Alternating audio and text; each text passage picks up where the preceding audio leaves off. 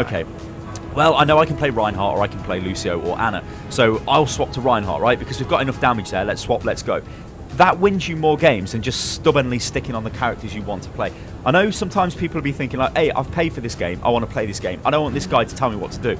They're not telling you what to do, but you're being clever to work through the ranks. And as you get higher in the ranks, that kind of insta-lock mentality, it tends to go down. Like I just said, I might lock in as a soldier, but then I would be flexible. And there are a lot of people that do that. And it is kind of, you have to get out of the gold and platinum regions to do that. Once you start getting into diamond and above, you'll notice that it gets much better because people become more tactically aware. So that's a great example of you using your brain to get out of your rank.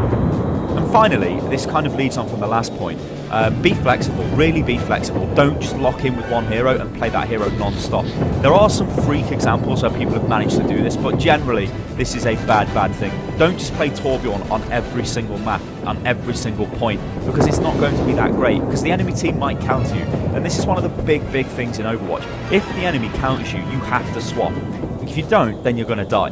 If you're playing Soldier 76 and the enemy has a Pharah, there is nothing that I like better than seeing a Pharah, because I can just start shooting the Pharah and I just focus the Pharah and kill her. Now if she comes back again, I'll do it again. If she comes back again, I'll do it again.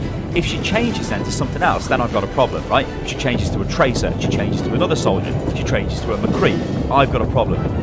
If she just sticks on that hero, I don't have a problem and I kill her. And I noticed this in low diamond, so this happens all the time in gold. And like I said, I've watched a ton of videos of people playing against, like, one example that sticks out in my mind is a Widowmaker. There was a Widowmaker and the person in the question was playing Pharah, and so the Widowmaker was killing the Pharah over and over again. This was on Temple of Anubis. Pharah was on defense, Widowmaker was on attack, and Pharah constantly got killed over and over again. And I'm watching this video back, and I had to stop it because I kept saying to myself, swap your hero. Why haven't you swapped your hero? No, again, spawns, flies from the air, fires a few rockets, gets killed. Then spawns again, and then the description of the video, it was, yes, I need some tips on Pharah, I don't seem to be able to make it work. Pharah did not work in that situation. Even if you were the best Pharah ever, you were still getting destroyed by the Widow. You have to change, you've got to be willing to swap. It's okay saying, like, I mean, it's more to do with the mentality of this, you have to be willing to do it. If you're not going to do it, you will not get out of gold. So let's just recap what we've gone over. So the first tip is don't constantly swap your heroes. Try to become good with a couple of heroes. So if you're not sure of what to do, Soldier, Reinhardt and Lucio would be great heroes to become passable with, right? But try and stick to a few heroes so you become better with them. So if you keep swapping heroes, if you're playing 4 or 5 different heroes in a game, you're not going to be good. You're going to be like, what's the saying? You're going to be a master of all, no, something of all trades, a master of none. Yes, you guys know what I'm trying to say, right? That's what you're going to be. You're going to be a shaman for World of Warcraft, basically, I think. At least when I play WoW. Number 2, your life is valuable. Do not throw it away. Do not try and 1v2 people. Don't try and hide behind the enemy for an amazing ultimate. Don't try and solo ult the enemy. Just keep yourself alive. If you're a healer, don't be on the front line. If you're a DPS, don't be deep into the enemy all of the time. Play with your tanks.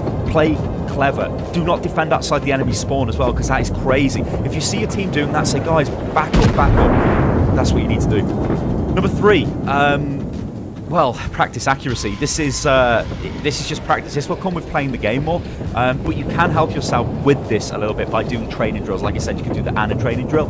You could even go in the training range, just fire a few shots off every now and again before you go into a game. That'll help you warm up, but also it'll help your accuracy a little bit as well. But just playing more games will generally help accuracy. And if you don't want to do that in competitive, do it in quick play.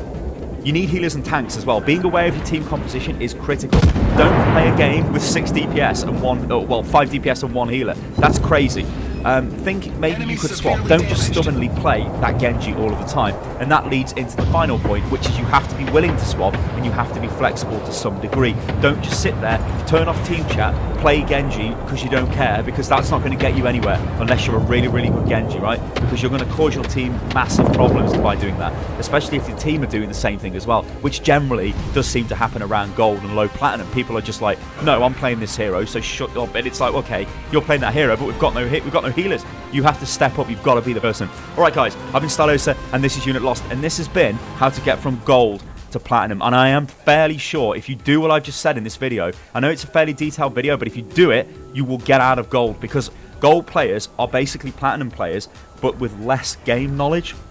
If they can increase their game knowledge and maybe work a little bit on accuracy, they will get straight up into platinum, and then they'll be able to get into diamond. Everybody in gold right now can get into diamond, right? Diamond is the benchmark everybody